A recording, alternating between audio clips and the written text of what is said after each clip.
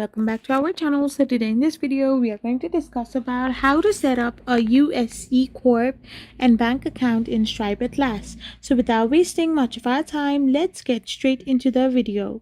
So if you want to set up a US C-Corp and bank account in Stripe at last, all you gotta do is simply go in the Stripe at last website.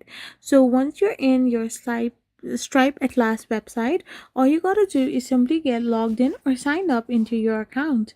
Now once you have signed up into your account, you need to provide your company details. After this, you need to pay the one-time fee, and at last will handle Delaware incorporation as well. You can obtain your EIN and set up a registered agent as well.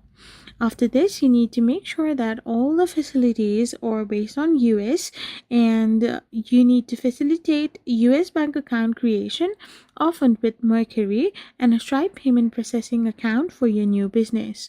So this is how you can simply do it. I hope you found this video helpful, so don't forget to hit that subscribe button and do give us a thumbs up. We will be back again with more informative videos. Thank you for watching.